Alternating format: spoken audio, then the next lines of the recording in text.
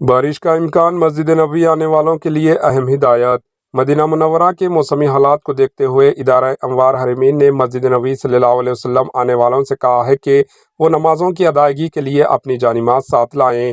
مسجد نبوی کے انتظامیہ کا کہنا ہے کہ بارش کی پیش گوئی کو مد نظر رکھتے ہوئے مسجد نبوی کے کھلے برآمدوں اور بیرونی صحنوں میں رکھے مصلے اٹھا لیے جائیں گے تاکہ انہیں بارش سے محفوظ رکھا جا سکے۔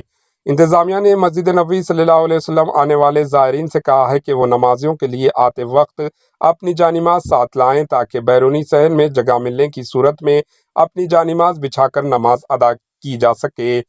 یاد رہے کہ موسمیات کے قومی مرکز نے منگل کو ریاض، مشرقی ریجان، مکہ مکرمہ، مدینہ منورہ، تبوک اور الجوف میں بارش اور صلہ باری کا امکان ظاہر کیا۔ مسجد نبوی میں ماہ رمضان المبارک کے دوران تراویح کی نماز ادا کرنے کے لیے بڑی تعداد میں لوگ پہنچتے ہیں، جس کے باعث مسجد کے اندر جگہ ختم ہو جاتی ہے اور لوگ بیرونی صحنوں میں نماز ادا کرتے ہیں۔ مسجد کے بیرونی صحنوں میں عام طور پر انتظامیہ کی جانب سے مصلے بچھائے جاتے ہیں، مگر بارش کے دوران انہیں وہاں سے ہٹا دیا جاتا ہے۔ قبل ازیں سعودی عرب میں حرمین شریف کے انوار کی دیکھ بھال کے جزل اتھارٹی نے بتایا کہ مسجد نبوی مدینہ منورہ میں گزشتہ ہفتے کے دوران 50,32,169 زائرین نے حاضری دی۔ اتھارٹی کی رپورٹ میں کہا گیا کہ 5,49,388 زائرین نے مسجد نبوی روضہ رسول صلی اللہ علیہ وسلم پر حاضری دی، جبکہ 2,69,238 زائرین نے ریاض الجنہ روضہ شریف میں نماز ادا کی۔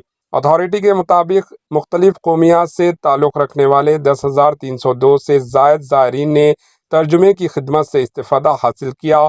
مسجد نبوی صلی اللہ علیہ وسلم کے مخصوص حصوں میں 1,34,085 روزے داروں نے افطار پیکٹس تقسیم کیے گئے۔ بیورو رپورٹ، ایچر نیوز۔ ایچر نیوز کے یوٹیوب چینل کو سبسکرائب کریں اور بیل آئیکن کو دبانا نہ بھولیں تاکہ آپ کو ہر نئی آنے والی ویڈیو کا نوٹیفیکیشن بر وقت مل سکے۔